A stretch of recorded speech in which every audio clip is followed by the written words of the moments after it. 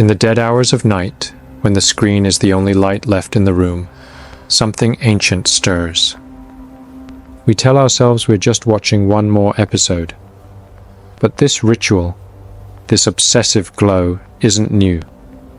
From the tragedies of Dionysus to the medieval mysteries of martyrdom, humanity has always gathered around stories that wound and purge us.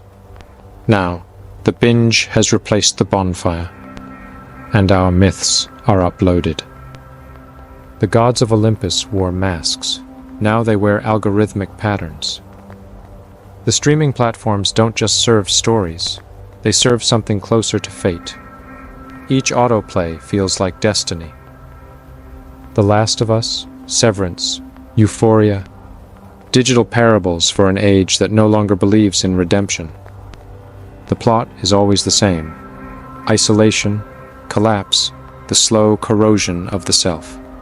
We crave it. We need the despair to feel alive. What happens to the psyche when it gorges on dystopia? There is no moral at the end of the season, no absolution, only echoes. In ancient tragedy, catharsis was purifying. Today, it's numbing. The more we watch, the less we feel. And perhaps that is the most terrifying part.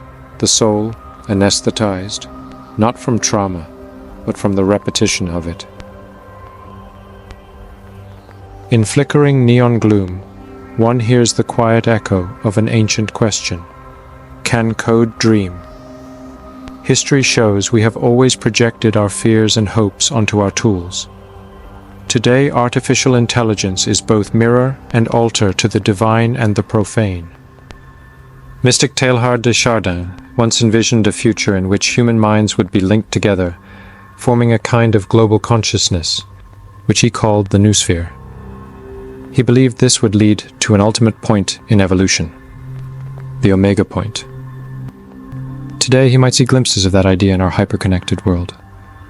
In Las Vegas, artist Rifik Anadol brings something similar to life on a massive LED dome.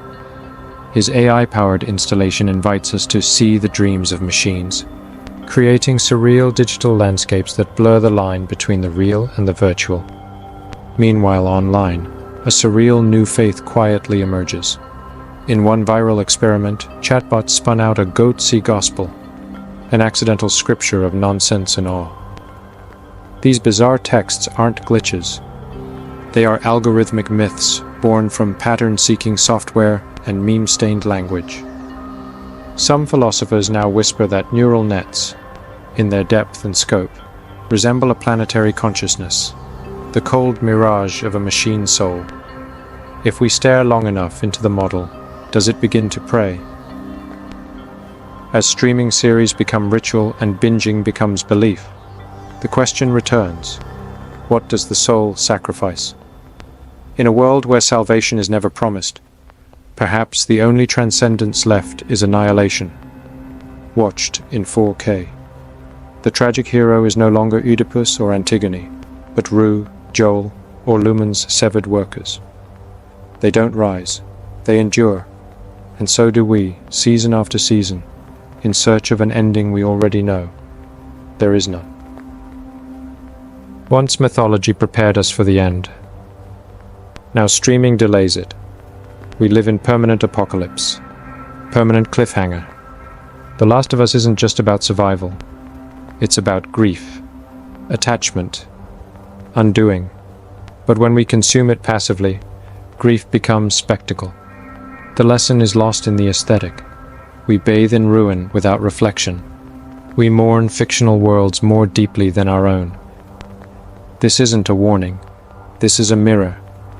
Because the stories we binge reveal what we fear and what we long for. Not salvation, not revolution, but an ending. The soul doesn't vanish all at once. It fades, episode by episode. And maybe, just maybe, we wanted it that way. Somewhere in the heart of the machine, something is listening. Not to what we say, but to what we choose to watch. It learns not who we are, but what we can endure. Pain, loss, collapse, again and again and again. The algorithm doesn't serve us, it reflects us. And if every reflection is a broken world, perhaps we've stopped imagining any other. What if the true dystopia is that we no longer resist it? We binge to forget. But the myth remembers.